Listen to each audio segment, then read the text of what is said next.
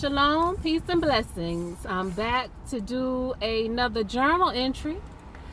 Today, this one is entitled Dear Father.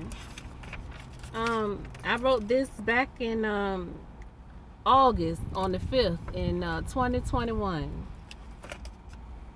Praise the name of Yah. Dear Father, hi. I pray all is well.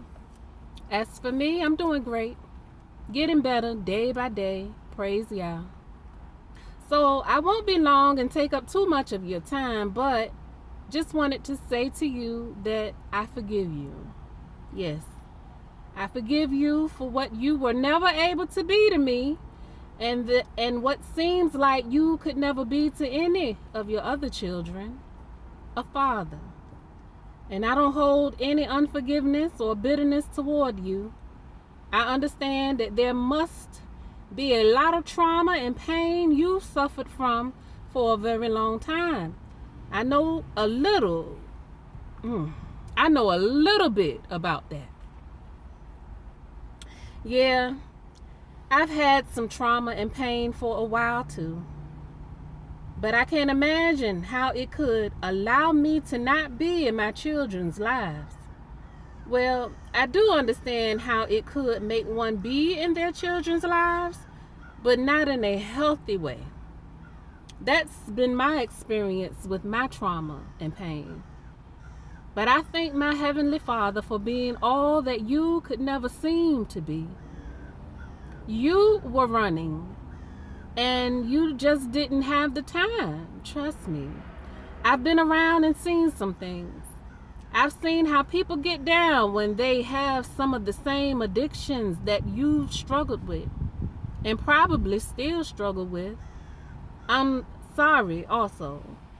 I'm sorry that I was not the daughter that you wanted or even needed. I'm sure you had better hopes for me, and maybe you even wished you had a daughter with another woman entirely. But I did not have a hand in that.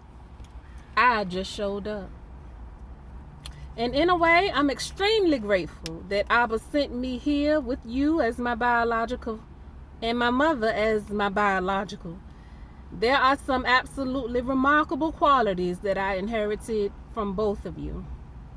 You are a very good looking man. Strong features, and I took on a lot of these features. You are also very intelligent. I got a lot of that from you as well. My love of books, etc. Yeah, I think I got that from you. Thank you. These things have shaped and molded me in a way I could never expect. But they carried me, and I am not ashamed to admit it. I just wish I knew more about you. You know, how you came up and some of the things you did in your life.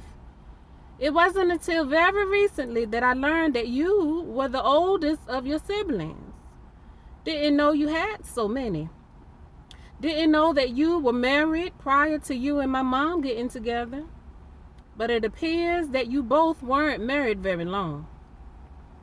I also heard from a ways back that you had a son before I came here.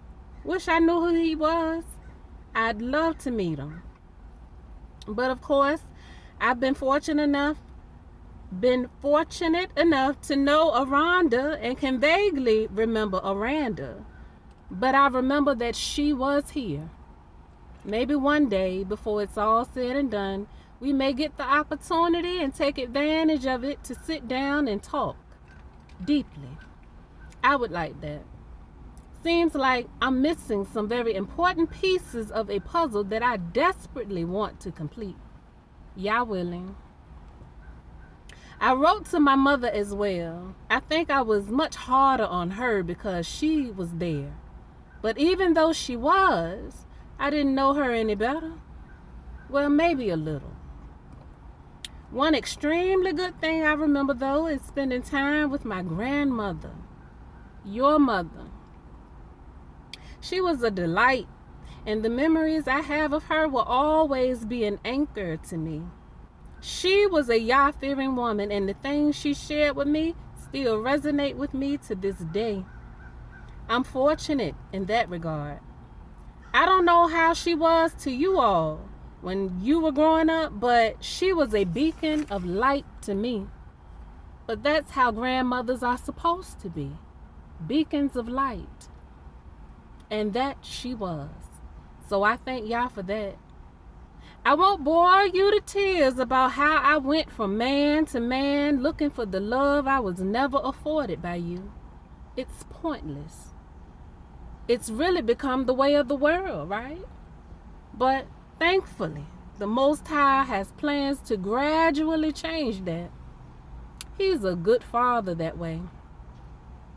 Well, like I said, I won't take up too much of your time. I pray the best for you in the time you still have here.